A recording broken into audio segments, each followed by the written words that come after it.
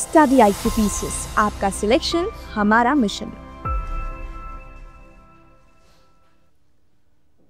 दोस्तों, स्वागत है आप सभी का स्टडी IQ IAS के प्लेटफॉर्म पर। My name is Rudra Gautam और आज हम लोग डिस्कस करने जा रहे हैं इस लेक्चर में हरियाणा के बजट के बारे में। हम लोग इन डिटेल डिस्कशन करेंगे, एक एक पॉइंट को डिस्कस करेंगे, क्योंकि हरियाणा में जो एग्जाम्स होते हैं वहां जो हरियाणा सिविल सर्विसेज का एग्जाम है, treasury officer, assistant treasury officer का एग्जाम है, असिस्टेंट प्रोफेसर, साइंटिस्ट, इस लेवल के एग्जाम में आपको जो इकोनॉमिक्स है उनमें बजट से बहुत अच्छे लेवल के प्रश्न पूछे जाते हैं। इसी के अलावा दूसरे सभी जो एग्जाम है जैसे CET, इनसे भी अच्छे प्रश्न पूछे जाएंगे।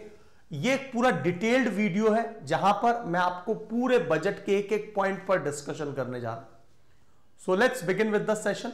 तो सबसे पहला जो पॉइंट है, यहां पर हम लोग 2025-26 के इस हरियाणा बजट को डिस्कस करने जा रहे हैं। नायाब सिंह सैनी, नायाब सिंह सैनी आप हरियाणा के चीफ मिनिस्टर भी हैं और फाइनेंस मिनिस्टर भी हैं।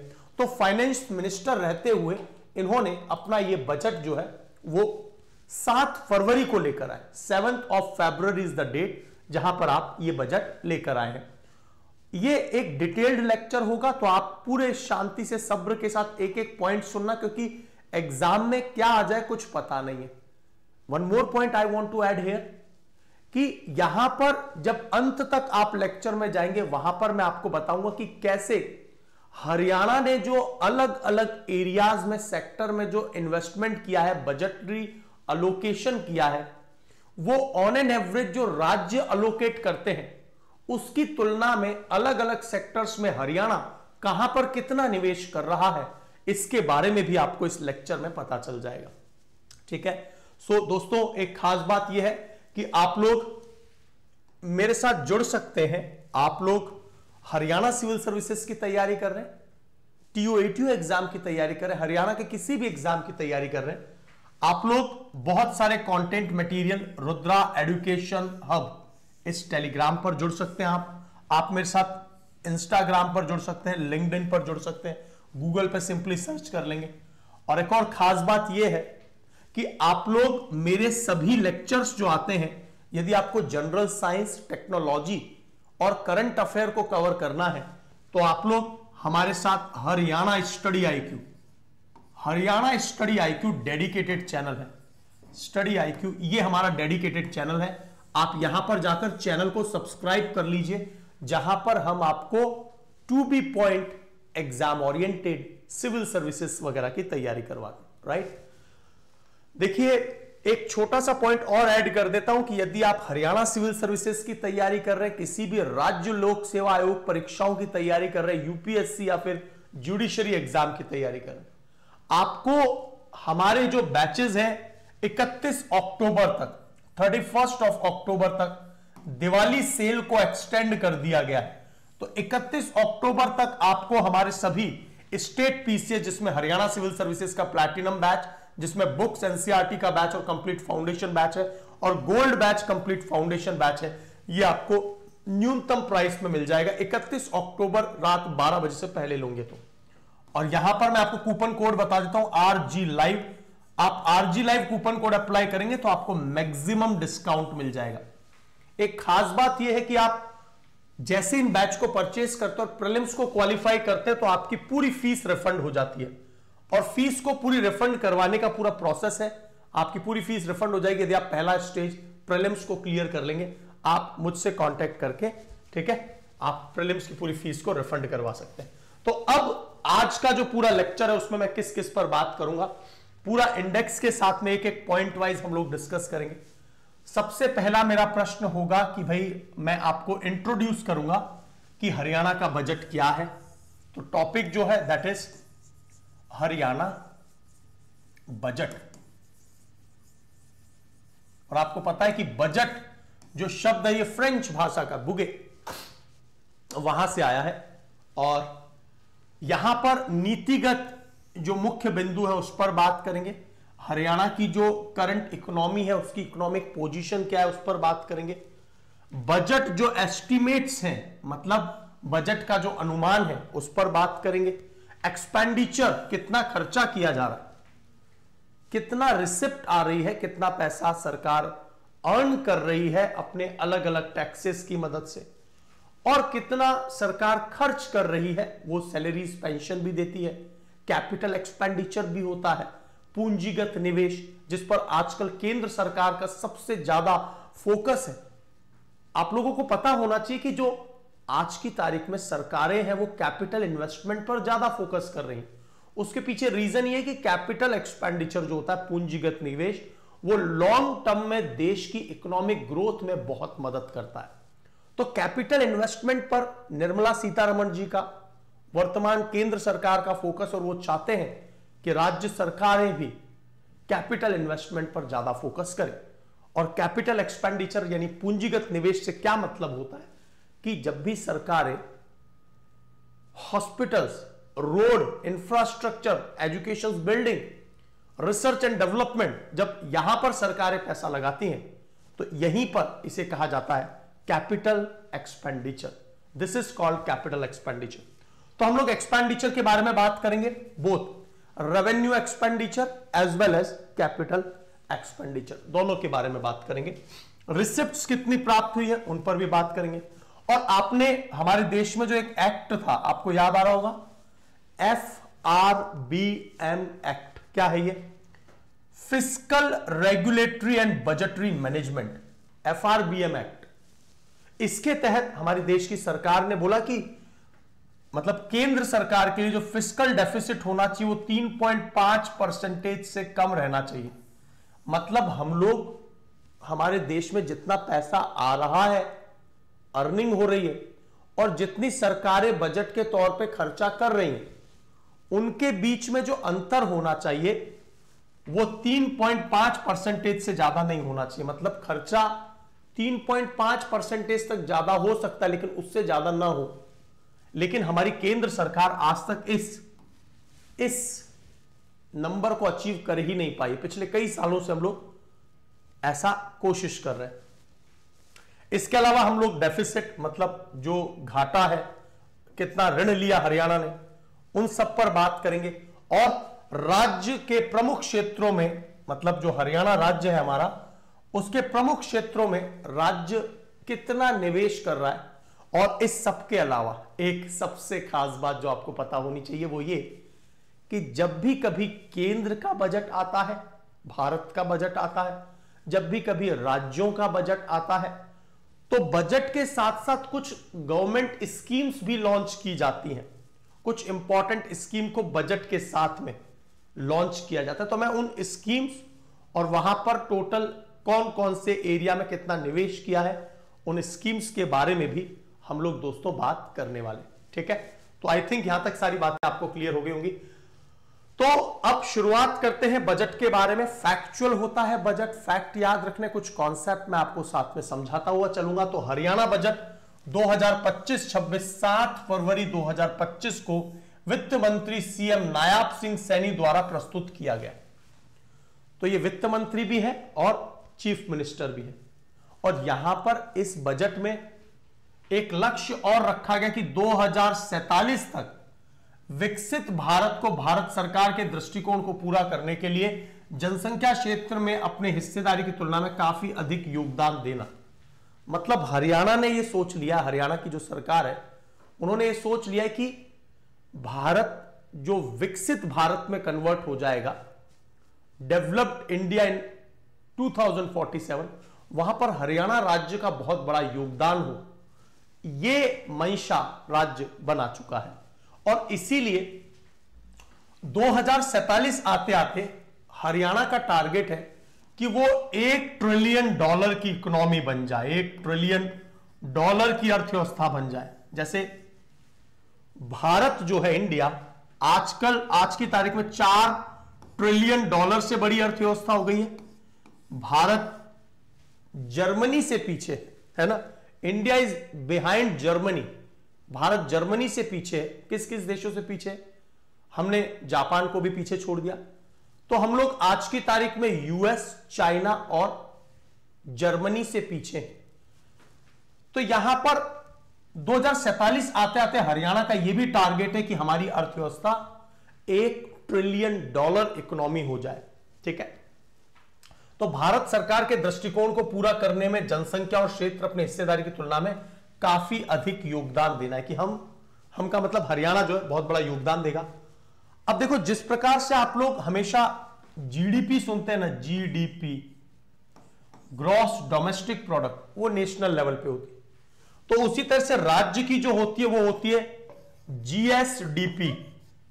और जीएसडीपी का मतलब क्या है? ग्रॉस स्टेट डोमेस्टिक प्रोडक्ट, मतलब सकल राज्य घरेलू उत्पाद माना जाता है एक राज्य का।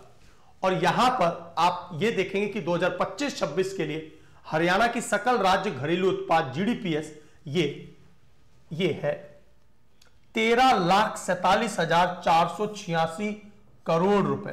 तो 13,47,486 करोड़ रुपए ये अनुमानित प्रोजेक्टेड है कि 2025-26 में जीडीपी रहेगी। और ये जो ग्रोथ है ये 2024-25 की तुलना में 11% की ग्रोथ से बढ़ रही है। तो ये प्रोजेक्ट किया गया है 11% की ग्रोथ से बढ़ेगा। तो पहला पॉइंट सबसे इंपॉर्टेंट है कि प्रोजेक्टेड जीडीपी 2025-26 की कितनी है और 11% से बढ़ेगी। ये आपको पॉइंट याद है। यहां पर आप लोग देख रहे होंगे कि यदि हम बजट को समरी देखें तो यदि कांस्टेंट प्राइस पर, वो कांस्टेंट प्राइस पर नहीं, यदि कांस्टेंट प्राइस पर देखें तो जो राष्ट्रीय ग्रोथ है, नेशनल ग्रोथ जो रही, जो 2024-25 में रही, वो 6.5% थी नेशनल, जबकि जो हरियाणा की है ग्रोथ वो 7.6% रही। मतलब हरियाणा का जो ग्रोथ है इंडिया के परसेंटेज ग्रोथ से ज्यादा है, राइट? तो ये आपको याद रखना है। अब देखते हैं एक्सपेंडिचर। हम लोग 2025-26 में एस्टिमेटेड एक्सपेंडिचर कितना करेंगे? 1,69,229, 1,69,229 crore rupees to increase 15% from the revised estimate of 2024-25। मतलब वर्तमान की जो सरकार है वो एक्सपेंडिचर को 15% तक बढ़ाकर वो एक्सपेंडिचर करने वाली है इस बार। और इसके अलावा राज्य 70,789 करोड़ रुपए का ऋण भी चुकाएगी। ऐसा भी हमने दावा किया है कि भाई 70,789 करोड़ रुपीस जो है वो रीपे करेंगे, क्योंकि देखो सरकारें जो चलती है ना वो लोन भी लेती है, चाहे देश की सरकार से ले, बैंकों से ले। तो जो लोन है बजट के दौरान उस स्टेट को या फिर देश को लोन को रीपेमेंट भी करना होता है। जैसे हमारे देश में आईएमएफ से, वर्ल्ड बैंक से हम लोग लोन लेते हैं, राइट? तो इस तरह से क्या हुआ कि आपने ये देखा कि जो एक्सपेंडिचर है वो, ये नंबर याद रखना है, 1,69,229 करोड़, 15% का एक्सपेंडिचर में इंक्रीमेंट किया है और कुछ लोन रीपेमेंट भी करेंगे। उसके बाद में जो रिसिप्ट है 2025-26 are estimated to be 1,33,234 crore. यहां पर जो रिसिप्ट है, रिसिप्ट कहां से प्राप्त होती है? जो राज्य सरकारें वैट लगाती है, वैल्यू एडेड टैक्स। राज्य सरकारें जो टैक्स और नॉन टैक्स पेमेंट प्राप्त करती है, जो सेंट्रल सीजीएसटी और एसजीएसटी होता है, तो जीएसटी का जो एसजीएसटी वाला पार्ट है वो राज्य सरकारों को डिवॉल्यूट होता है, उनको दिया जाता है। इसके अलावा आपने फाइनेंस कमीशन के बारे में भी सुना होगा ना, कि फाइनेंस कमीशन के तहत जो आर्टिकल 280 है उसके तहत हमारा देश जो है, मतलब केंद्र सरकार, वो 41% जो रेवेन्यू है उसको डिवॉल्यूट करती है राज्यों को। तो राज्यों के पास एक अमाउंट आता है और ये सब क्या है? These all are the ways to collect money, tax, non tax payment और सेल्स टैक्स, वैट और केंद्र से प्राप्त होने वाला पैसा। तो ये सभी जो है रिसिप्ट के तौर पे जाना जाता है। तो यहां पर आप देखेंगे 1,33,234 करोड़ रुपए के रिसिप्ट, ये 17% compare to the revised estimate. तो ये टोटल जो है ना 17% यहां पर अधिक होगा पिछली बार की तुलना में। तो यहां पर आप लोग कुछ इंपॉर्टेंट पॉइंट ऑब्जर्व कर रहे होंगे हरियाणा के बजट के बारे में। अब देखिए रेवेन्यू डेफिसिट क्या है। रेवेन्यू डेफिसिट, तो यहां पर आप देखेंगे कि जो ग्रॉस स्टेट डोमेस्टिक प्रोडक्ट है उसमें जो रेवेन्यू डेफिसिट है, मतलब सरकार की जो इनकम हो रही है और सरकार जो रेवेन्यू एक्सपेंडिचर कर रही है जैसे सैलरी, पेंशन इत्यादि, तो उसमें रेवेन्यू डेफिसिट जो राजस्व घाटा है, मतलब सरकार के पास प्राप्ति तो कम है लेकिन वो एक्सपेंडिचर खर्चा ज्यादा कर रही है, उसी कारण डेफिसिट आ रहा है। तो ये 1.53% का जीडीपीएस में 20,600 करोड़ रुपए का राजस्व घाटा देखने को मिल रहा है 2024-25 के जो संशोधित आंकड़े। ठीक है, तो आपको यह भी याद रखना है। अब यहां पर आप देखोगे कि यहां पर आप रिवाइज्ड एस्टिमेट जब किया गया तो वहां पर 1.47% के करीब, क्योंकि क्या होता है साल के बीच में सरकारें रिवाइज भी करती है कि भाई हमारा घाटा कितना हुआ है ना। Is it clear?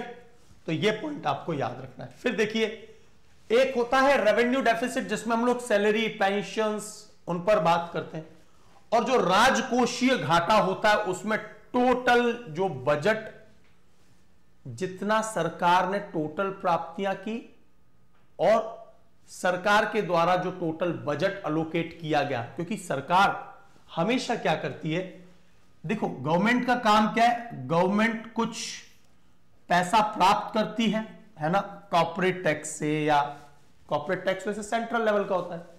State government की बात करें तो वैट, सेल्स टैक्स, और जो सेंटर से शेयर मिलता है, tax payment, non tax payment. तो राज्य सरकार कुछ इनकम प्राप्त करती है और उस इनकम को फिर वो एक्सपेंडिचर में लोगों को डिवोल्यूट करती है ताकि लोगों की जो सोशल सिक्योरिटी है वो भी मेंटेन हो सके, लोगों की जो आवश्यकताएं हैं, जो ऐसे वर्ग हैं जो हाशिए पर हैं उनको मदद मिल सके, है ना।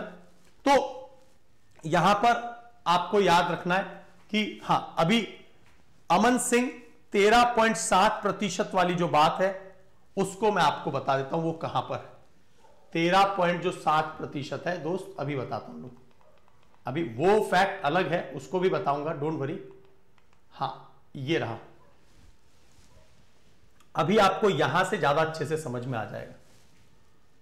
ये आप देख रहे हैं ये रेवेन्यू डेफिसिट, यहां पर ये जो कंपैरिजन किया गया है, बेसिकली ये रेवेन्यू डेफिसिट 2014-15 में, आज से 10 साल पहले की क्या पोजीशन थी। हमारा राजस्व घाटा 1.90% रहता था, लेकिन अभी 2024-25 में कितना हो गया, कम हो गया। राजस्व घाटा, सरकारों की मंशा रहती है कि वो राजस्व घाटे को कम करें, क्योंकि जो राजस्व घाटा है कहीं ना कहीं सरकार को किसी ना किसी तरीके से लोन लेकर, ऋण लेकर उसको मैनेज करना होता है। तो आने वाली सरकारों को ये ऋण रीपेमेंट करना होता है, तो अपने आप में ये बर्डन बनता चला जाता है। ठीक है, वहीं 2014-15 में जो राजस्व घाटा है किसका, अपॉन टोटल बजट अनुपात, राजस्व घाटा टोटल जो बजट अलोकेट हुआ है उसका 2014-15 में 13.4% था, जो 2014-15 के 10 साल बाद मतलब आज के प्रेजेंट में ये 9.9% रह गया। तो यहां पर यह कमी देखने को मिली है। ठीक है, इसी तरह से यहां पर आप देखेंगे राजकोषीय घाटा, जीएसडीपी, ये राजस्व है सैलरी पेंशन वाला। यहां पर टोटल की बात करें, जो बजट, जो टोटल सरकार की आय है एक साल में, और जो सरकार पूरा बजट मतलब पूरे एक साल में जो खर्चा करने वाली है, और ये जो खर्चा है ना वो अगले आने वाले साल के लिए, मतलब अब जो ये साल चल रहा है उसके लिए। ये बजट कब लागू किया गया, कब जारी हुआ था हरियाणा में, 7 फरवरी को आया था। ठीक है, तो राजकोषीय घाटे की अनुमेय जो सीमा है वो 3% है। अब आपको कुछ याद आ रहा होगा, fiscal deficit and FRBM act, इसके बारे में आपको कुछ याद आ रहा है। Fiscal regulatory and budgetary management के तहत केंद्र सरकार का जो फिस्कल डेफिसिट है वो 3.5% है, इससे कम रहना चाहिए।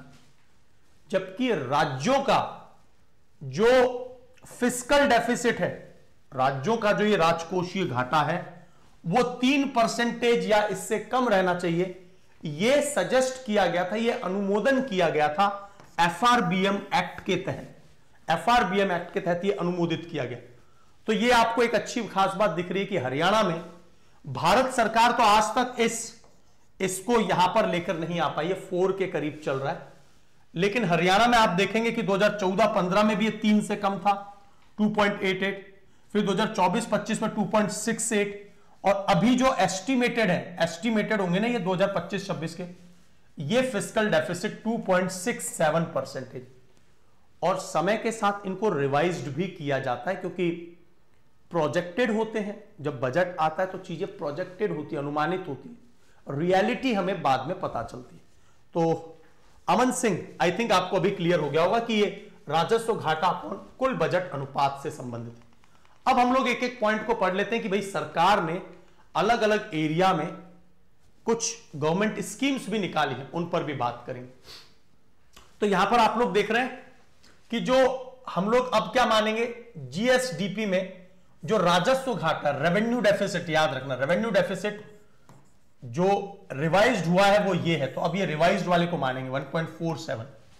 तो याद रखना रेवेन्यू डेफिसिट 1.47 है, जबकि जो फिस्कल डेफिसिट है, टोटल सरकार की आय माइनस मतलब जो टोटल खर्चा किया है, तो ये नेगेटिव में आता है एक्चुअल में, क्योंकि सरकारें खर्चा ज्यादा करती हैं। और यहां पर आप देखेंगे कि ये राजकोषीय जो घाटा है वो 2.7% है।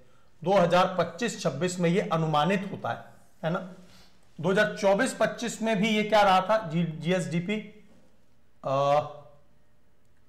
2.8, 2024-25 में 2.8 था, जो इस बार सरकार जो है कम कर रही है। राजकोषीय घाटा ये दोस्तों 2.7% रहने की संभावना है।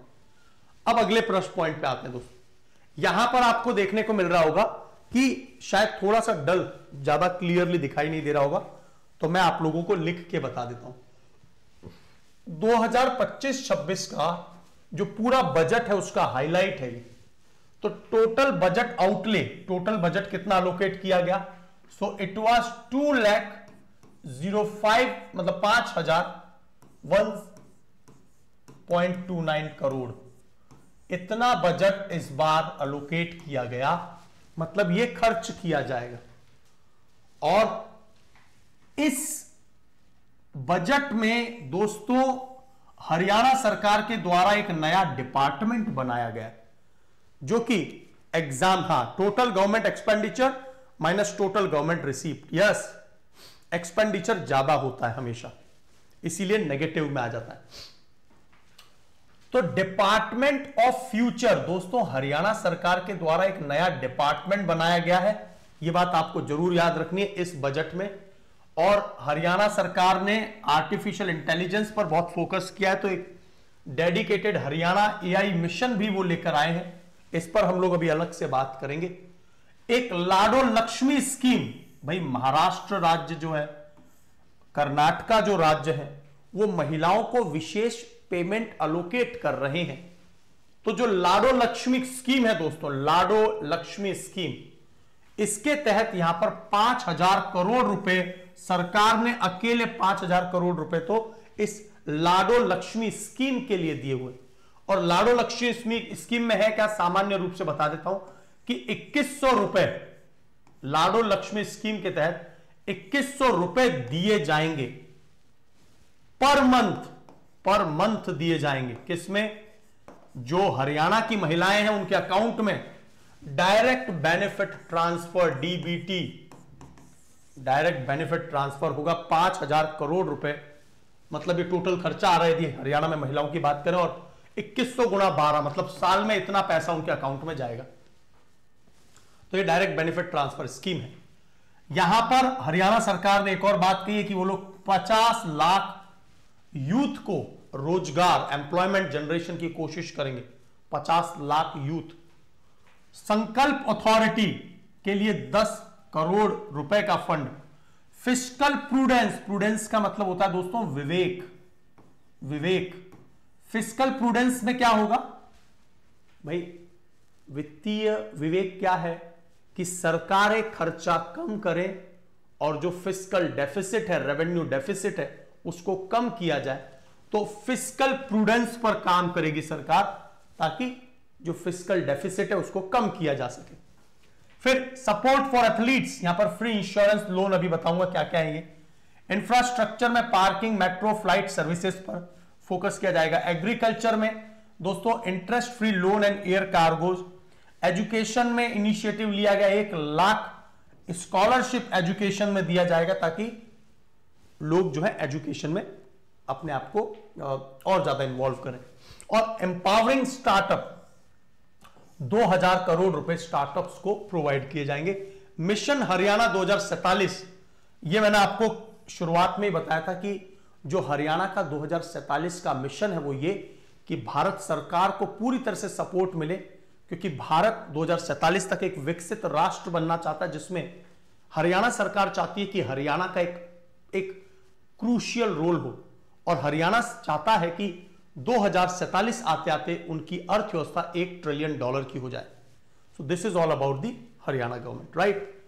अब हम लोग एक एक पॉइंट पर बात कर लेते हैं। देखिए यहां पर कुछ फैक्ट है, पढ़ते जाइए, क्योंकि मैंने थोड़ी देर पहले बताया था कि टोटल बजट 2,05,117 करोड़ रुपए का है, जो 2025-26 में यहां पर आप देखेंगे 2024-25 की तुलना में यह बजट 13.7% इंक्रीज किया गया।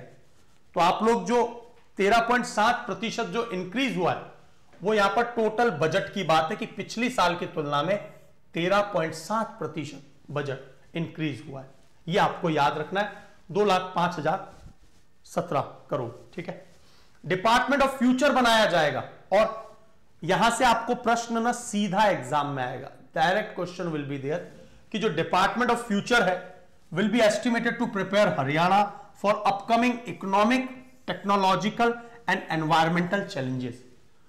देखो आप जानते हैं हरियाणा जो राज्य है यहां पर पेड़ पौधे, प्लांट कवर, ट्री कवर बहुत कम है, तो यहां पर पर्यावरण से रिलेटेड जो चुनौतियां हैं, टेक्नोलॉजिकल जो चुनौतियां, जैसे तेलंगाना और आंध्र प्रदेश बहुत आगे निकल गए टेक्नोलॉजी के मामले में, तमिलनाडु, तो टेक्नोलॉजी और आर्थिकी इस पर काम करने की आवश्यकता, इसीलिए फ्यूचर, डिपार्टमेंट ऑफ फ्यूचर बनाया गया। This department will serve as strategic think tank, जैसे भारत में नीति आयोग काम करता है ना, वैसे ये एक रणनीतिक थिंक टैंक के रूप में काम करेगा। और यहां पर क्लाइमेट चेंज के लिए preparedness, artificial intelligence, automation and economic resilience, मतलब कृत्रिम बुद्धिमत्ता, स्वचालन, आर्थिक लचीलेपन और क्षेत्र पर यहां पर मेनली ध्यान केंद्रित होगा।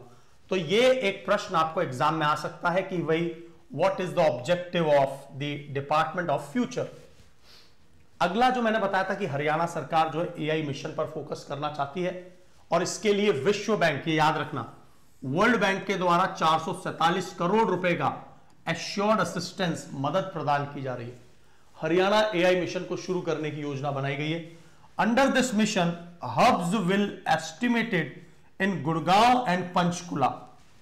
तो दोस्तों इस मिशन के अंतर्गत शासन और उद्योग के बीच एआई को अपनाने और उभरती हुई promote AI adoption and integration of emerging technology with in governance and industries. यहां पर जो भी उभरती हुई प्रौद्योगिकी है उनके एकीकरण को बढ़ावा देना, विशेषकर यहां पर गुड़गांव और पंचकुला में केंद्र भी स्थापित किए जाएंगे। तो ये हरियाणा का आर्टिफिशियल एआई मिशन, ये आपको याद रखना है, ठीक है। अगले पॉइंट पे आ रहे हैं, यहां पर कौन कौन मदद करने वाला है और प्रौद्योगिकियां कहां पर सेंटर्स खोले जाएंगे, याद रखना गुड़गांव और पंचकुला, ये सब नाम आपको याद रखने। अब देखो जो मैंने आपको बताया था लाडो लक्ष्मी स्कीम, इसके तहत 2100 रुपए प्रति मंथ महिलाओं को दिए जाएंगे, और ये सरकार ने 5000 करोड़ का बजट अकेला इस पर रखा है। और इस तरह की स्कीम्स में महाराष्ट्र और कर्नाटक जैसे राज्य भी चला रहे हैं। So women reflecting the government's commitment to the women's empowerment and financial support, कि महिलाओं के प्रति प्रतिबद्धता को और वित्तीय सहायता को यह दर्शाता है। इसके अलावा गवर्नमेंट ने एक और काम सोचा है, और वो ये सब स्कीम्स के तहत है बजट में, कि जो कौशल विकास है, कौशल विकास का मतलब क्या हो गया, स्किल डेवलपमेंट, इसके तहत जो भी स्टूडेंट्स अपने अंतिम वर्ष में, किसमें है, फाइनल ईयर में, तो उनके लिए युवा कौशल सम्मान योजना, क्या नाम है, नाम याद रखना, युवा कौशल सम्मान योजना शुरू की जाएगी और 2000 छात्रों को इंटर्नशिप का अवसर दिया जाएगा और प्रति माह देखिए 2000 स्टूडेंट सेलेक्ट किए जाएंगे पूरे राज्य से जो फाइनल ईयर में, और उन्हें 10,000 पर मंथ का इंटर्नशिप दिया जाएगा। तो ये कौशल विकास के क्षेत्र में काम किया गया। फिर उसके बाद में बात आ रही है रोजगार सृजन।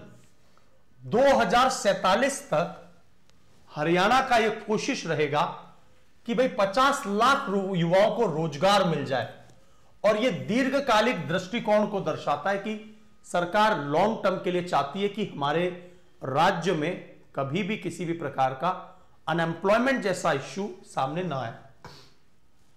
हरियाणा एक ऐसा राज्य है जो काफी हद तक एग्रीकल्चरल बेस्ड भी है। आप जानते हैं कि प्राइमरी, सेकेंडरी और टर्शरी जो सेक्टर है, तो हरियाणा में जो प्राइमरी सेक्टर है मतलब एग्रीकल्चर वाला एरिया है, उसमें 18% जीडीपी जनरेट होता है, जबकि देश में लगभग 13% के करीब जीडीपी जनरेट होता है फ्रॉम दी एग्रीकल्चरल और प्राइमरी सेक्टर।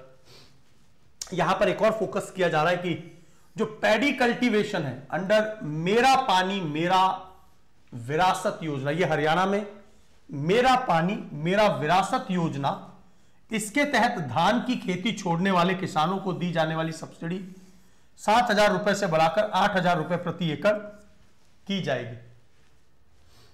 क्या बोल रहे हैं, धान की खेती को छोड़ने वाले, क्यों, आप जानते होंगे कि जो पैडी का मतलब जो धान है, ये अपने आप में एक वाटर गजलिंग क्रॉप है।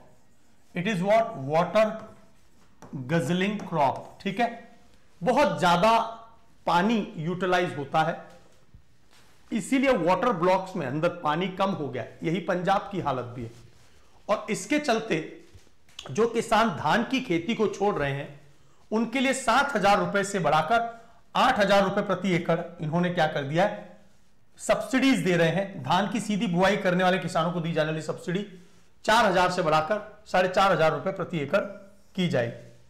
तो यहां पर आपको याद रखना है कि जो गिविंग अप कर रहे हैं उनको भी मदद मिल रही है, और पैडी को जो डायरेक्ट सो कर रहे हैं उनको कम मदद मिल रही है। तो ये पैडी कल्टीवेशन के कल्चर को थोड़ा कम करना चाहते हैं।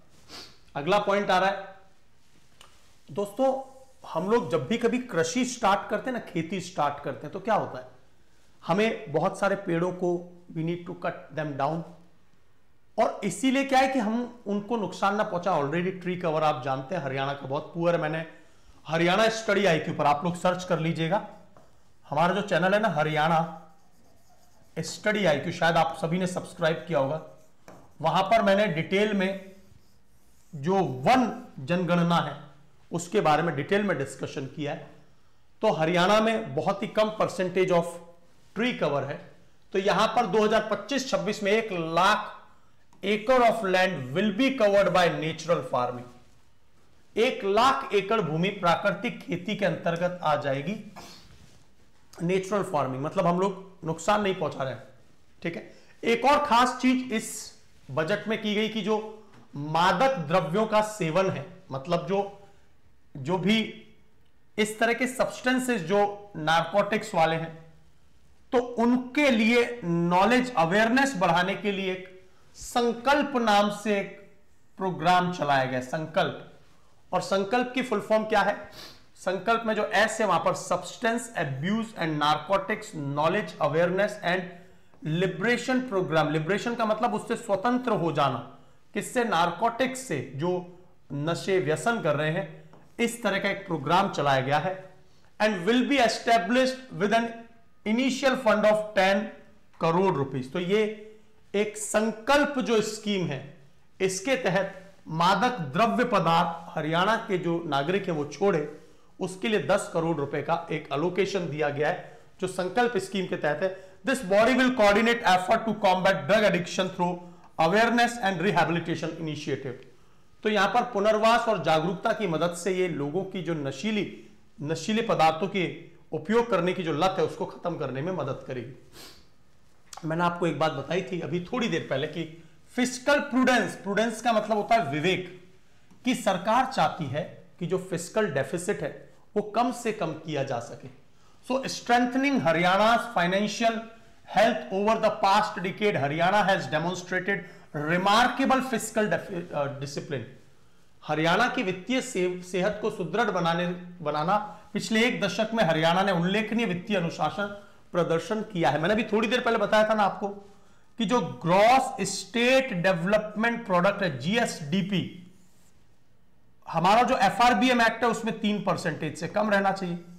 और हरियाणा जो है वो तो आज से 10 साल पहले से भी फिस्कल जो डेफिसिट है वो ऑलरेडी हमारा कम चल रहा है, फिस्कल भी और रेवेन्यू डेफिसिट भी 3% से कम चल रहा है। तो आप लोग देख सकते हैं कि 2024-25 में 2.68 और 2025-26 में जो अनुमानित है वो मैंने आपको कितना बताया था 2.67, तो ये और भी कम करने की बात की। तो फिस्कल प्रूडेंस पर सरकार ध्यान दे रही है कि हम जितनी आवक हो रही है उतना ही खर्चा करें। एक्स्ट्रा एक्सपेंडिचर से जो फिस्कल डेफिसिट बना देता है ना, फिस्कल डेफिसिट का मतलब है वित्तीय जो घाटा है वो कम से कम हो सके, राइट। चलिए अब देखो सरकार के द्वारा एक और स्कीम्स लाई गई है जो कि है एथलीट एम्पावरमेंट। यहां पर जो भी राष्ट्रीय और अंतरराष्ट्रीय स्केल के एथलीट्स हैं उन्हें 20 लाख रुपए का कवरेज दिया जा रहा है इंश्योरेंस के तौर पे, with government covering the premium. और जो प्रीमियम है उसका वहन कौन कर रहा है? ऐसा नहीं है कि कुछ प्रीमियम एथलीट्स को देना है, प्रीमियम का वहन गवर्नमेंट ही कर रही है। Olympics medalist will be provided 10 lakh to start their own businesses which is eligible of 5 crore loan with 2% subsidy to establish their own sports academies। तो ओलंपिक पदक विजेताओं को अपने व्यवसाय शुरू करने के लिए 10 लाख रुपए प्रदान किए जाएंगे और अपनी खेल अकादमी, देखो जो ओलंपिक्स में विजेता है उनको 10 लाख रुपए प्रदान किए जाएंगे 2% सब्सिडी के साथ। 5 करोड़ के ऋण, 5 करोड़ का ऋण भी दिया जा रहा है 2% की सब्सिडी के साथ में। तो ये एथलीट्स को भी प्रमोट किया जा रहा है हरियाणा में, तो ये इस बार के बजट में अलोकेट किए गए। और यहां पर जो सबसे खास बात ये जो मैंने आपको बताया था कैपिटल इन्वेस्टमेंट, जो इंफ्रास्ट्रक्चर होता है मतलब जो कैपिटल इन्वेस्टमेंट है, कैपिटल इन्वेस्टमेंट मतलब क्या हो गया? पूंजीगत निवेश। पूंजीगत निवेश एक राज्य के लिए या एक हमारे किसी भी देश, हमारे देशों के लिए भी पूंजीगत निवेश उस देश की ग्रोथ और तरक्की में बहुत इंपॉर्टेंट रोल प्ले करता है। तो यहां पर आप देखेंगे कि significant investments are planned for infrastructure including multi level parking facilities in several cities. आपको मैं लास्ट में बताऊंगा कि हरियाणा सरकार जो है ना रूरल डेवलपमेंट की तुलना में जो शहरी डेवलपमेंट है उस पर ज्यादा काम कर रही है। अभी आपको इस क्लास के अंत में पता चलेगा वो बात। और यहां पर पार्किंग की फैसिलिटीज, क्योंकि जगह कम है तो पार्किंग के लिए स्पेशल फैसिलिटीज तैयार किया जाए, खासकर गुड़गांव वगैरह में। तो विकास और गुड़गांव में एक नई मेट्रो लाइन सहित बुनियादी ढांचे के लिए महत्वपूर्ण निवेश की योजना बनाई गई है। क्योंकि गुड़गांव में कहां तक लाइन है? हुड्डा सिटी सेंटर, जिसको मिलेनियम सिटी सेंटर कह रहे हैं, उसके आगे जो गुड़गांव है वहां पर मेट्रो नहीं है, तो मेट्रो वहां पर भी बनाई जाएंगे। So flight services from Hisar airport, और एक और खास बात देखिए यहां पर हिसार एयरपोर्ट से अयोध्या, जयपुर, चंडीगढ़, अहमदाबाद, जम्मू इत्यादि जगह पर जाया जा सकेगा। उड़ान सेवाएं भी एजेंडा में है। तो इंफ्रास्ट्रक्चर में एक तो मेट्रो लाइन, दूसरा multi level parking, multi level का मतलब लेयर्ड स्ट्रक्चर से, है ना, और फिर इधर हिसार एयरपोर्ट को डेवलप करने की बात कही गई। इस सब के अलावा दोस्तों जो कृषि और ग्रामीण अर्थव्यवस्था को मजबूत बनाना, हरियाणा का एक कृषि, आप जानते हैं हरियाणा एक कृषि प्रधान राज्य है। हमेशा से यहां पर किसानी आपने शुरुआत से देखी होगी। वो तो गुड़गांव जो है ना वो बहुत बड़ा इकोनॉमी रेवेन्यू जनरेट कर रहा है हरियाणा में। So Haryana is being agrarian state, budget priorities agricultural growth. महिला डेयरी किसान, जो महिलाएं हैं, जो डेयरी किसान है, जो मिक्स्ड फार्मिंग करते हैं। दोस्तों हमेशा याद रखना, एक शब्द आता है एनसीईआरटी में, मिक्स्ड फार्मिंग। क्या होता है? आप किसानी तो कर ही रहे हैं, मतलब खेती तो कर ही रहे हैं, साथ ही साथ में आप मिल्च कैटल, दुधारू पशुओं को भी पाल रहे हैं और उससे दूध उत्पन्न कर रहे हैं। तो यहां पर महिला डेयरी किसान को 1 लाख रुपए तक का ब्याज मुक्त ऋण, नई बागवानी नीति और हिसार हवाई अड्डे पर बागवानी उत्पाद के लिए एयर कार्गो सुविधा जैसी पहल से कृषि मूल्य श्रृंखला में उल्लेखनीय वृद्धि होगी। यहां पर आप देख सकते हैं कि जो एग्रीकल्चरल वैल्यू चेन है उसमें बहुत मदद मिलेगी। हिसार एयरपोर्ट से ये एयर कार्गो की मदद से जो खाद्यान्न है उनको दूसरे एरिया में भी भेजा जा सकेगा। और 1 लाख रुपए विमेन डेयरी फार्मर्स को दिए जाएंगे। इसके अतिरिक्त पशु कल्याण और टिकाऊ पशुपालन का बढ़ावा देने के लिए प्रत्येक जिले में गौ अभ्यारण्य, तो यह बात याद रख लेना दोस्तों कि यहां पर लाइव स्टॉक को बढ़ावा देने के लिए काऊ सेंचुरीज हर एक राज्य में, हरियाणा में स्थापित की जाएंगी। तो यह भी इस बार के बजट में आपको बताया गया। फिर एजुकेशन इनिशिएटिव के तहत देखो क्या क्या हुआ है। जो फीमेल स्टूडेंट है, महिला स्टूडेंट है, pursuing graduation and post graduation in science and engineering, आप देखिए कितनी अच्छी बात है कि जो भी महिलाएं विज्ञान और इंजीनियरिंग के स्नातक या स्नातकोत्तर, मतलब जो पोस्ट ग्रेजुएशन है, उसमें जो भी महिलाएं, जो महिला छात्राएं हैं, उनको कल्पना चावला, आप जानते हैं ना कल्पना चावला, राइट, छात्रवृत्ति के तहत 1 लाख की वार्षिक छात्रवृत्ति मिलने वाली है। तो ये चूंकि महिलाओं का जो परसेंटेज है वो हायर एजुकेशन में कम है, उसको बढ़ावा देने के लिए एक ये स्कीम चलाई गई। ठीक है, ये स्कीम क्या करेगी? हायर एजुकेशन में विमेन का, महिलाओं का जो योगदान है टेक्निकल फील्ड में, वो बढ़ा देगी। अपग्रेडेशन ऑफ डिस्ट्रिक्ट हॉस्पिटल्स, जिलों के जो हॉस्पिटल्स हैं उनमें जहां MRI, ultrasound, CT scan, computer tomography, blood analyser, digital x-rays machine, और देखो 50 बेड का critical care block will be established in each of the hospital. प्रत्येक हॉस्पिटल में ये जिला अस्पतालों का उन्नयन, उनकी क्वालिटी को इंप्रूव किया जाएगा। एम्पावरिंग स्टार्टअप्स, यहां पर स्टार्टअप्स को भी एम्पावर्ड किया जाएगा। The state government is actively encouraging private investment to create 2000 crore fund of funds. Startups देखो आज की तारीख में खासकर गुड़गांव जैसे एरिया में और स्टार्टअप्स बहुत तेजी से देखने को मिल रहे हैं। और वो स्टार्टअप्स कई बार तो क्या होते हैं, ऐसे स्टार्टअप्स जो है वो यूनिकॉर्न बन जाते हैं, है ना, यूनिकॉर्न्स बन जाते हैं, $1 बिलियन पर चले जाते हैं और $10 बिलियन पर भी चले जाते हैं। तो यूनिकॉर्न, डेटाकॉर्न ऐसी कंपनीज बन जाती है। और अचानक से क्या होगा, जब कोई कंपनी स्टार्टअप बहुत अच्छा करने लग जाती है, जब वो यूनिकॉर्न, डेटाकॉर्न बन जाती है, तो उस केस में ऑब्वियसली उस राज्य की बहुत ज्यादा मदद हो जाएगी, राइट।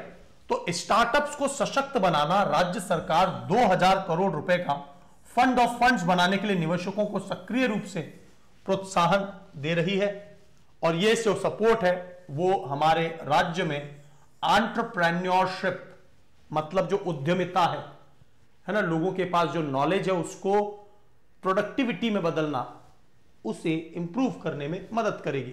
तो स्टार्टअप संस्कृति को बढ़ावा देगी और हरियाणा में निवेश को आकर्षण प्रदान करेगी। तो ये सभी जो है एम्पावरिंग स्टार्टअप्स, ये भी आपको याद रखना है। यहां पर जो एक पॉइंट पढ़ा था हमने, मिशन हरियाणा 2047, जहां पर हमारा लक्ष्य 2047 तक की हमारी जो स्टेट इकोनॉमी है, जीएसडीपी, वो $1 ट्रिलियन तक हो जाए, मिशन हरियाणा 2047। और ये अपने आप में रिमार्केबल होगा। आप एक बार नोटिस ऑब्जर्व कीजिए कि 2014-15 में जहां हरियाणा की जो टोटल अर्थव्यवस्था थी 4,37,145 करोड़ थी, टोटली अर्थव्यवस्था है, economy, it is economy not GDPs, है ना। तो यहां पर ये 12,13,951 करोड़ हो गई। ये जीडीपी है ना, ये इंप्रूव हुआ है 4,37,000 से 12 लाख, मतलब 3 गुने से ज्यादा होगी, है ना। 10% ऑन एन एवरेज आप देखेंगे कि इस बार तो 13.7% से इंप्रूवमेंट देखने को मिला है, लेकिन ये बजट अलोकेशन में इंप्रूवमेंट देखने को मिला है। तो और हमारी जो जीडीपी है पिछले 10 सालों में ऑन एन एवरेज 10.8% से बढ़ी, तो हम आसानी से $1 ट्रिलियन इकोनॉमी बन जाएंगे। तो ये भी आपको याद रखना है। और एक और खास बात देखिए, यह प्रश्न भी आपसे आ सकता है कि राज्यों के मामले में यदि बात करूं मैं, तो हरियाणा, केवल स्टेट की बात करूं, राज्यों की बात करूं, तो हरियाणा तीसरे नंबर पर आता है प्रति व्यक्ति आय, पर कैपिटा इनकम में। नंबर 1 पर जो पर कैपिटा इनकम में यदि टोटल सबकी बात करूं तो सिक्किम नंबर 1 पर, फिर सिक्किम के बाद गोवा का नंबर आता है, और फिर 3rd नंबर पर आता है दिल्ली का नंबर, फिर चंडीगढ़ है। तो ये तो राज्य, मतलब गोवा तो एक छोटा राज्य है, तो सबसे पहले सिक्किम है, फिर गोवा है, फिर दिल्ली है, और उसके बाद में चंडीगढ़, और फिर यदि सबको मिलाया जाए तो 7th नंबर पर प्रति व्यक्ति आय में हरियाणा 7th नंबर पर है। राज्यों के मामले में 3rd नंबर पर हरियाणा है, और हरियाणा में 2014-15 में जो प्रति व्यक्ति आय थी एक साल में 1,47,382 रुपए थी, जो आज की प्रति व्यक्ति आय जो है हरियाणा की वो 3,53,182 3,53,182 इतनी करोड़ हो गई, राइट। तो यहां पर कुछ स्ट्रेटेजिक प्रायोरिटीज एरिया भी हैं कि सरकार ने एक तो अर्बन इंफ्रास्ट्रक्चर के डेवलपमेंट में smart city project, smart road, increase ULB budget, agriculture में इंटरेस्ट फ्री लोन्स, अभी बताया था मैंने आपको, horticulture subsidies, women and social welfare में unified UPS scheme, scholarship, fuel subsidies दी है। एनिमल वेलफेयर में भी बताया था मैंने आपको, काउ सेंचुरीज बनाएंगे, वेटरनरी पॉलीक्लिनिक्स बनाएंगे, वेटरनरी का मतलब जानवरों के लिए पॉलीक्लिनिक, लाइव स्टॉक इंश्योरेंस देंगे, और ई गवर्नेंस के लिए एआई हब गुड़गांव और पंचकुला में। इसके अलावा digital infrastructure and startup funding, ये सब प्रदान किया जाएगा, है ना। Now let us see the overall Haryana's economy. तो आप देखेंगे कि जो 2023-24 में हरियाणा का जो जीएसडीपी है, किस पर बोल रहे हैं मैं, स्थिर प्राइस पर, तो 2023-24 में आपने क्या देखा, 8% बढ़ने का अनुमान। इकोनॉमी की बात करो, वो बजट का साइज बढ़ा है, वो जो 13.7 है ना, वो 13.7 हमने बजट सरकार ने बढ़ाया है। ये यहां पर जीएसडीपी है कि 2023-24 से 2024-25 जो हुआ, यहां पर 8% बढ़ने का अनुमान है। उसकी तुलना में भारत की जीडीपी 9.2% बढ़ी। भारत की जीडीपी जो बढ़ी है वो भारत की ज्यादा बढ़ी, 9.2%। Is it clear? तो आप देख लीजिए कि भारत की जीडीपी 9.2% से बढ़ी थी 2023-24 में। इसके बाद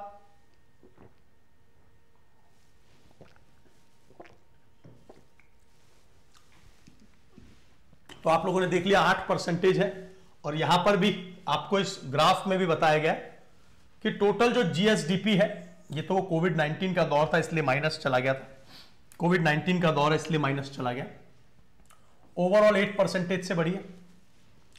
यदि सर्विस सेक्टर की बात करें, हरियाणा का सर्विस सेक्टर 0.9% से बढ़ा, हरियाणा का जो मैन्युफैक्चरिंग सेक्टर है 7.2% की रेट से बढ़ा, जो रिसेंट अभी वाला है ना 2023-24 वाला, और 4.5% की रेट से एग्रीकल्चर में इंप्रूवमेंट देखने को मिला है। तो ये आपको इंप्रूवमेंट्स देखने को मिल रहे हैं।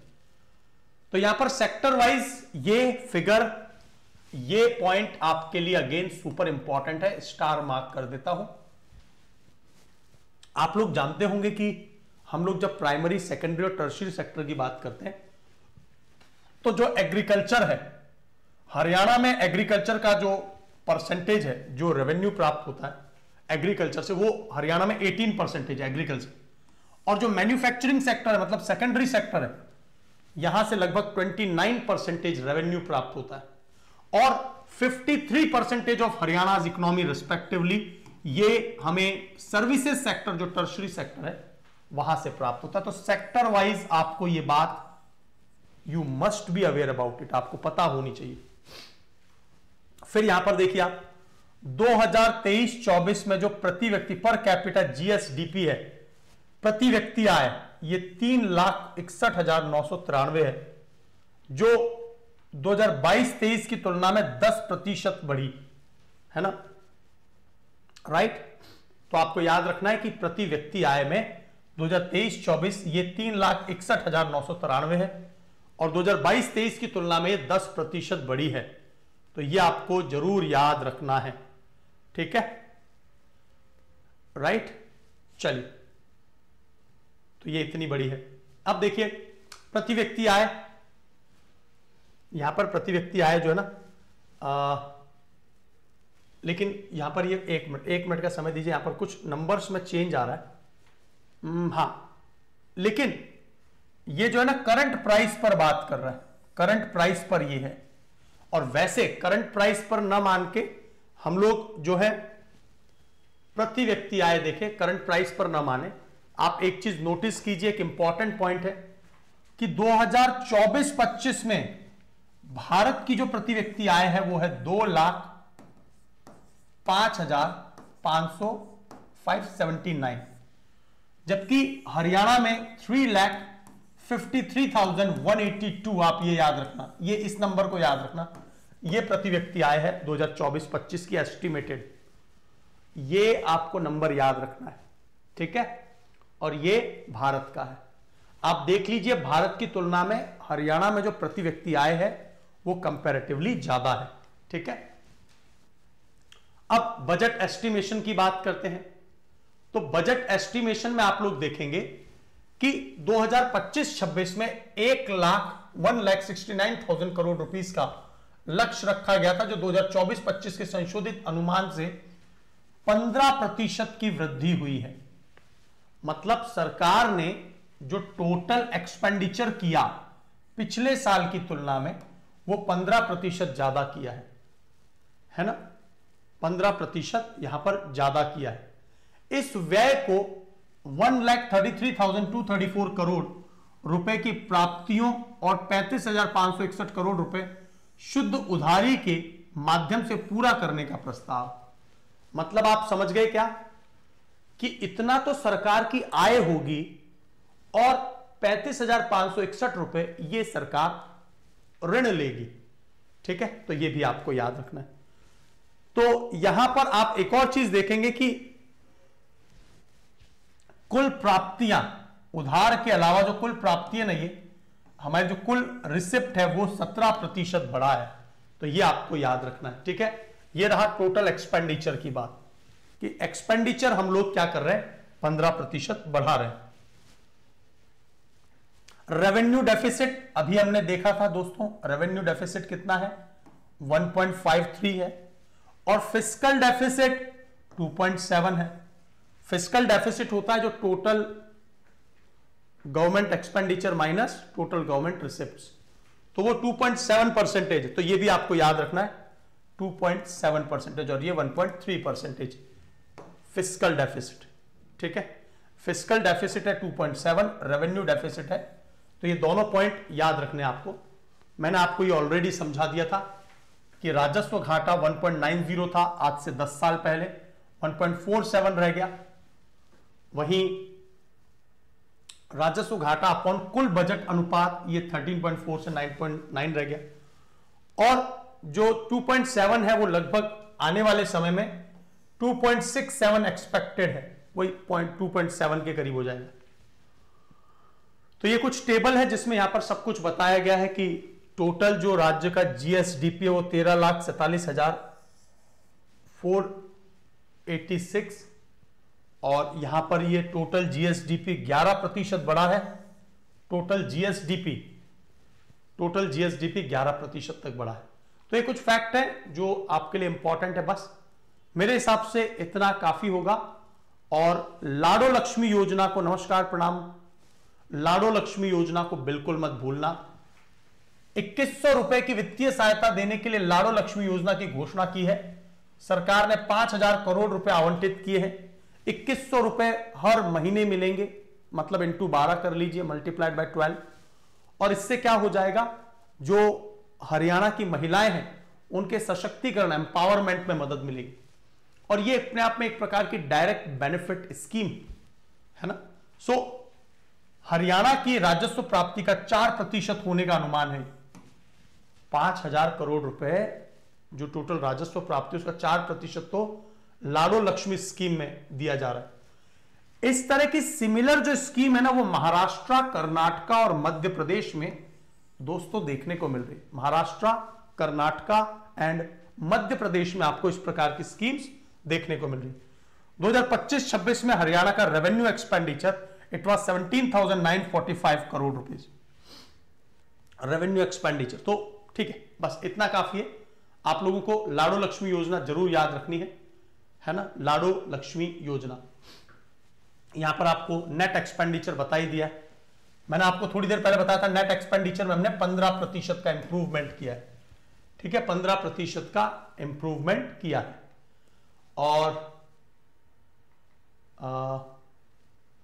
कमिटेड एक्सपेंडिचर, देखो यहां से जो ये सैलरीज, पेंशन और इंटरेस्ट पेमेंट है, सैलरीज, पेंशन और इंटरेस्ट पेमेंट, ये संबंधित होता है रेवेन्यू एक्सपेंडिचर,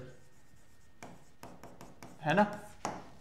तो जो हमें सैलरीज हमको देनी होती है राज्य सरकार को, पेंशन, इंटरेस्ट पेमेंट, ये रेवेन्यू एक्सपेंडिचर का पार्ट, राइट। तो टोटल ये जो खर्चा है ये 74.701, ये 8% बढ़ा है पिछले साल की तुलना में।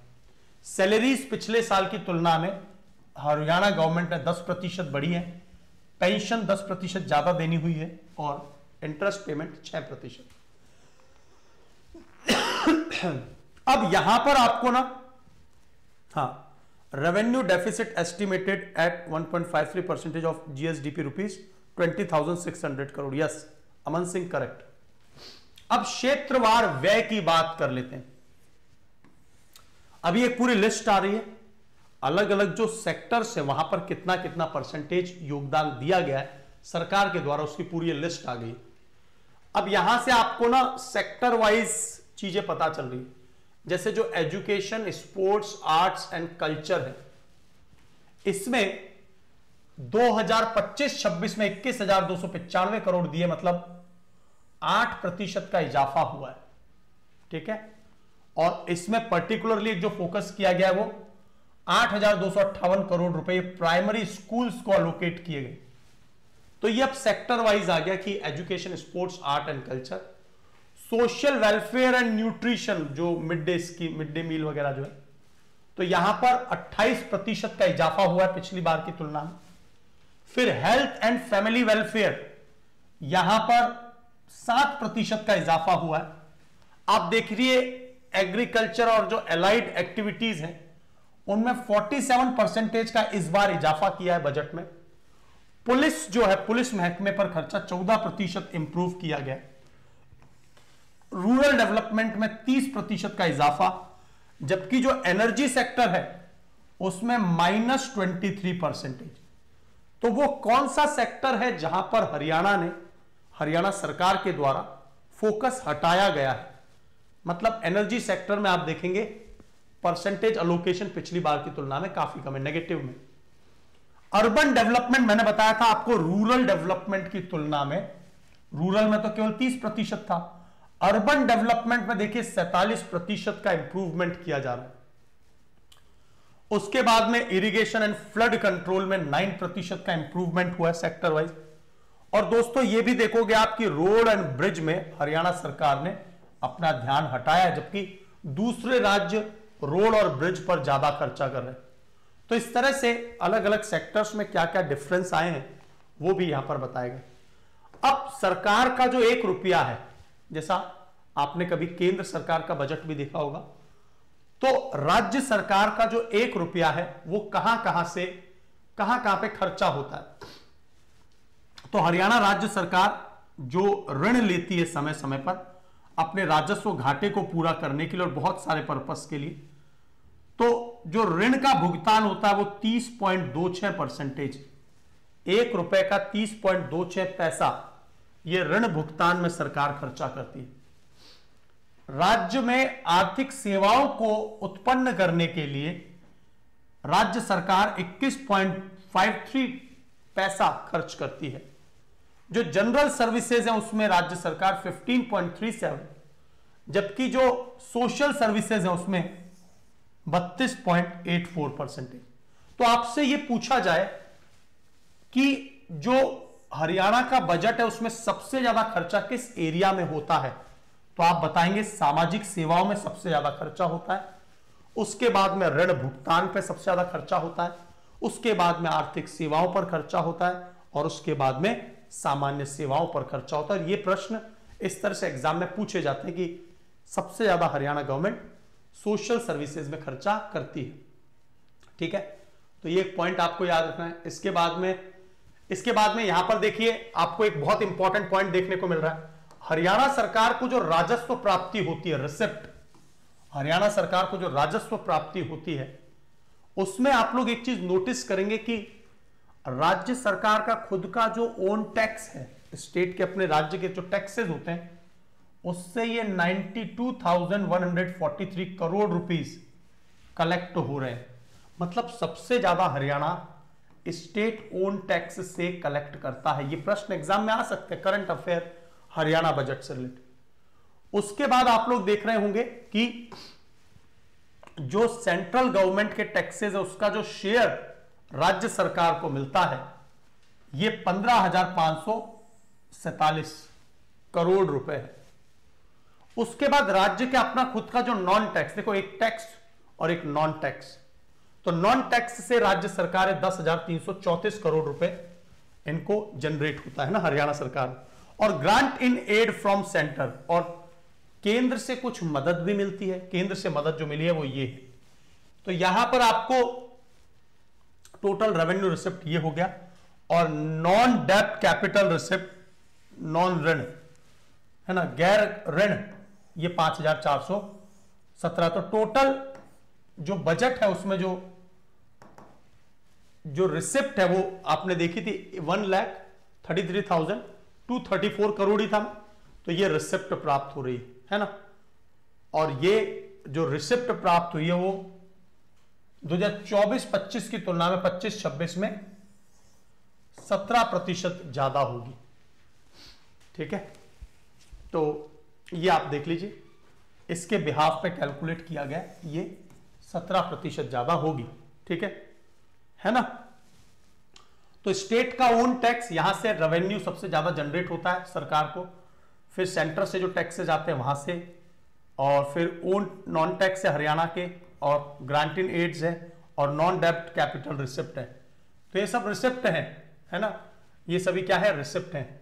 चलिए, इसके बाद में हम लोग बात कर रहे हैं कि जो हरियाणा का 1 रुपया है, हरियाणा में जो 1 रुपया है, मतलब 1 रुपया जाता कहां कहां है उस पर हमने बात कर ली।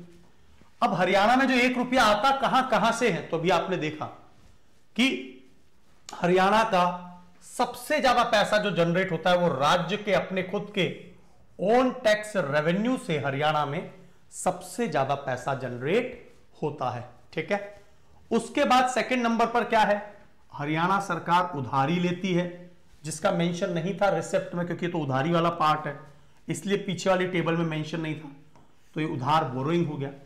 इसके बाद में केंद्र से डिवोल्यूशन, केंद्र से भी कुछ पैसा मिलता है ना, कौन सा, वही जो मैंने 41% बताया था कि जो आर्टिकल 280 फाइनेंस कमीशन के तहत मिलता है वो, और राज्य का अपना कर राजस्व ये तो मैक्सिमम है ही, और गैर कर राजस्व ये 5.05 पैसा है। तो सबसे ज्यादा यहां से ओन टैक्स से, फिर बोरोइंग से, उसके बाद में केंद्र जो देती है, फिर नॉन टैक्स रेवेन्यू, और फिर अन्य रिसिप्ट्स। ये आपको याद रखना है ना। हाँ, स्टेट एक्साइज ड्यूटी से भी मिलता है। ठीक है, विनिवेश क्या होता है, सरकारें अपने खुद की कुछ चीजों को बेचती है।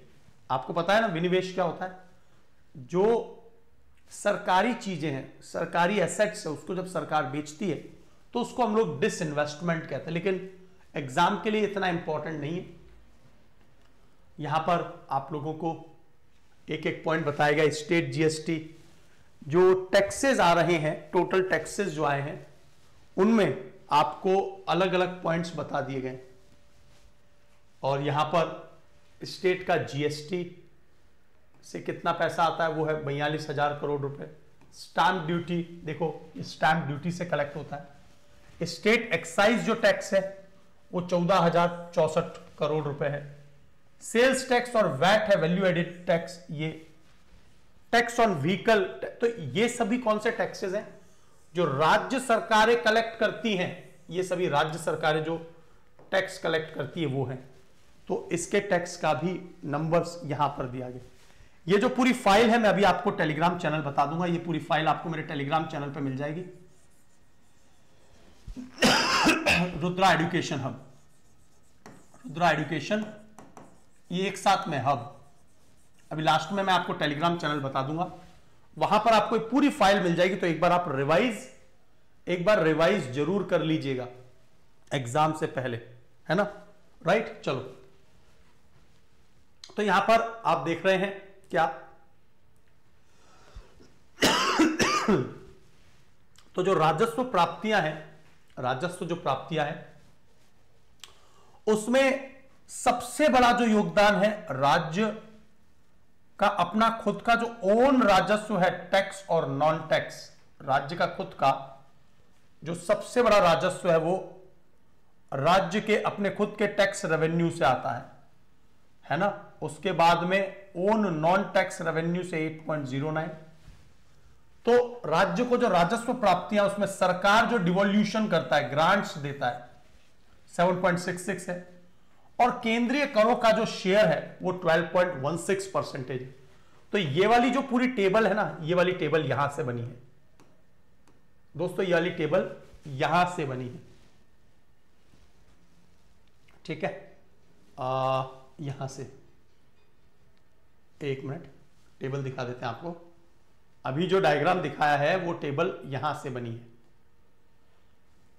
नो, ये जो पूरा आपको दिख रहा है दोस्तों,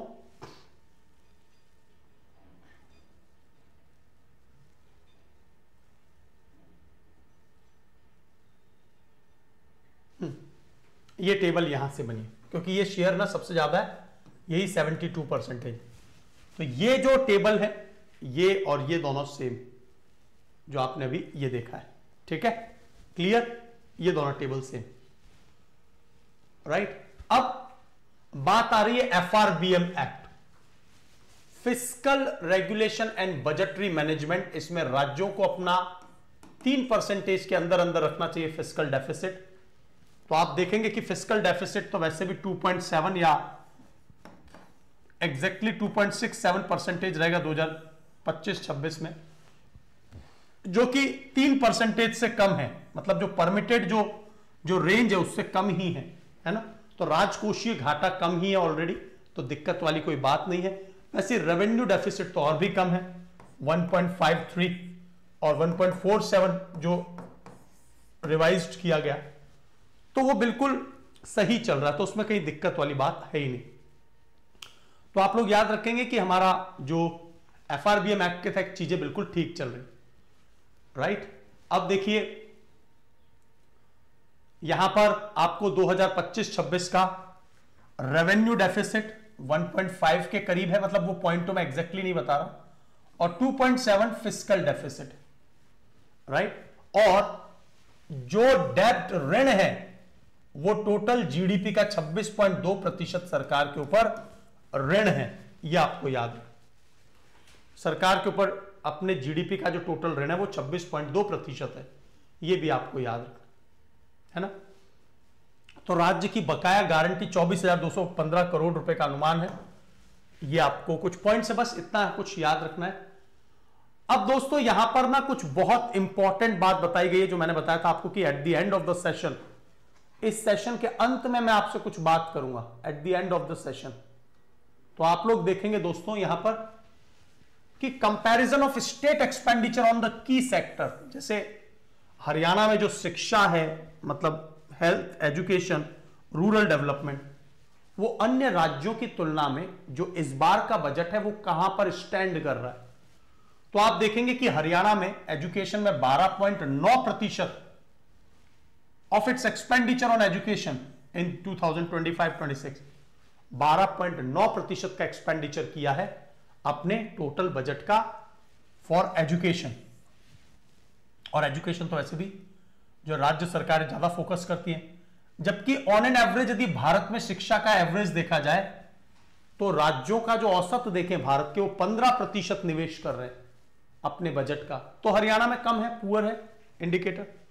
दूसरा, हेल्थ की बात करें तो हेल्थ पर हरियाणा जो है अपने बजट का 5.9% फोकस कर रही है 2025-26 में। लेकिन आप ये देखेंगे कि अदर राज्यों की तुलना में 6.2% जो वो कम है, दूसरे राज्य ज्यादा कर रहे हैं टोटल एवरेज देखा जाए राज्यों का। तो ये स्वास्थ्य में और शिक्षा में हम अन्य स्टेट के कंपैरिजन में पुअर परफॉर्म कर रहे हैं। उसके बाद रूरल डेवलपमेंट में टोटल बजट का 4.5% आवंटित किया है, जबकि 2024-25 में ऑन एन एवरेज राज्यों ने 5.1% अलोकेट किया। तो यहां पर भी रूरल डेवलपमेंट में भी हम लोग पीछे हैं औसत राज्यों की तुलना में। फिर मैंने आपको बताया था रोड और ब्रिजेस में तो राज्य सरकार ने नेगेटिव में इंप्रूवमेंट किया है, इन्वेस्टमेंट कम कर दिया पिछले साल की तुलना में। तो रोड्स और ब्रिज पर केवल 2.3% का एक्सपेंडिचर किया है, जबकि ऑन एन एवरेज जो राज्य है वो 2024-25 का जो औसत निकाला जाए तो 4.3%। लेकिन इस बार का जो 2025-26 का बजट था उसमें हमने केवल 2.3% बजट अलोकेट किया। एग्रीकल्चर में आप देख लीजिए, एग्रीकल्चर में 5.4% टोटल अलोकेशन है हमारे टोटल बजट का, जबकि पिछले साल ऑन एन एवरेज राज्यों ने एग्रीकल्चर पर फोकस किया था 6.3%। तो अभी तक आपने देखा कि कृषि, सड़क और पुल, फिर यहां पर शिक्षा, स्वास्थ्य और ग्रामीण विकास, इन सभी रीजन्स में, इन सभी एरियाज में हरियाणा सरकार ने अपना बजट कम कर दिया है यदि मैं तुलना करूं अन्य राज्यों के औसत एक्सपेंडिचर से। वहीं शहरी डेवलपमेंट में हमने इंप्रूवमेंट किया, अर्बन डेवलपमेंट में 3.8% और जो बाकी राज्य हैं वो केवल 3.3% कर रहे हैं 2024-25 में ऑन एन एवरेज।